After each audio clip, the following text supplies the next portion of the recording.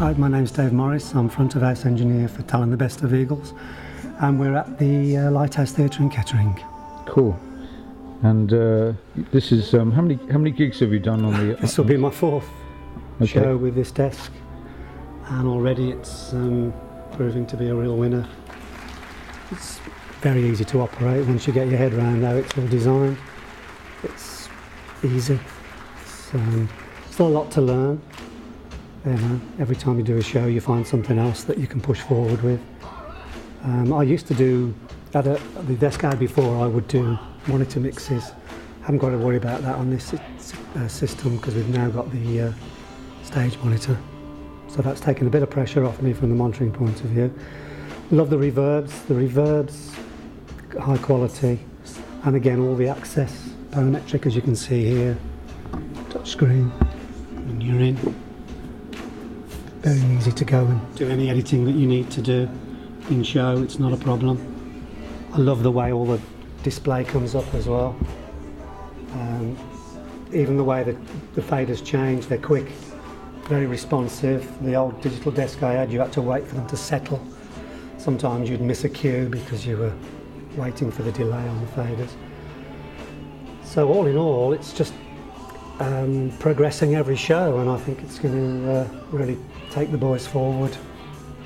Yeah, we looked at the LS9, which was favourite, because obviously within the budget, but I was lucky enough for Kerry Davis to come to a show in Penzance. I think it was just outside from where the Yellowknee factory is, and they've got a demo model there.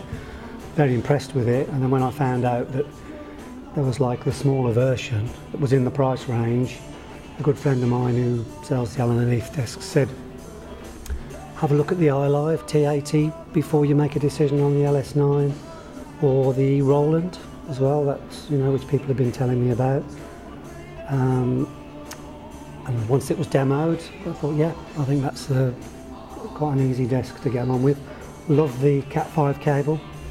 Still get a smile on a tech's face when you say, where can we run your multi, and just get the Cat 5 cable out and it's done within a few minutes, rather than trying to run. Before I was running a 40-way multi, which as you can imagine is quite heavy, quite bulky, and I love the idea that the audio stays on stage. You don't have to bring the audio back here and then send it all the way back to the stage. It's just all on stage.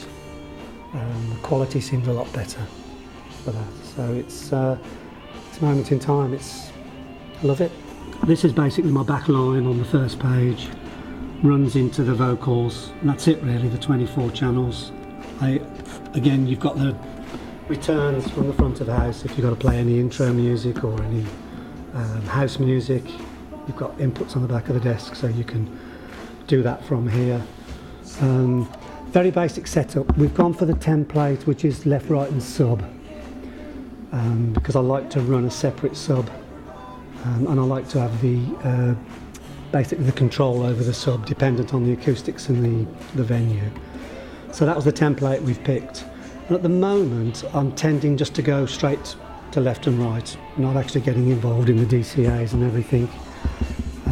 I just find this is an easier way because I just can get on working the EQs. Love the graphic and the shortcuts as well, where you can get into the graphic. As you can see, the main left and right, and again just running the sub off the graphic as well, because at the moment it's not in the crossover, although that will change. I just love the way the layout, freezing layers as well, where you can basically select if you wanted to select, if you've got some particular vocals coming up, you can select them, and then when you change, you stay. So if you wanted to change the drums while still having to deal with some vocals, or even if you ended up going, you know, to the drum vocals and things, these stay in place. I think that's a really good system for a smaller board, because obviously it would have been nice to have had the 24 faders on one surface, but I mean, eventually we'll be able to subgroup things and just bury things, and I'll just be working the faders I need on the top surface. Do you think this this type of technology has changed the way that you think about mixing? I do, yeah. it feels very analog to me, you know, with that parametric EQ in front of you there. I found the other digital desk I had, I would be looking at the screen and having to think about what am I trying to do, you know, which a lot of engineers, especially analog engineers, are frightened of digital. And it's because they have musical EQs, really. The EQs are designed and they know where they are. And I just find that quite easy there. You can look at it and just, you know, cut and boost and find out all your problems. Yeah, I just think that surface there is quite easy to operate. The high pass filter, the preamp. I think like anything, it's occasionally if you're doing things, you might just occasionally forget some routing, but that will come. That will come, and it will just make the whole experience more rewarding, really. More rewarding. You've got no excuses now.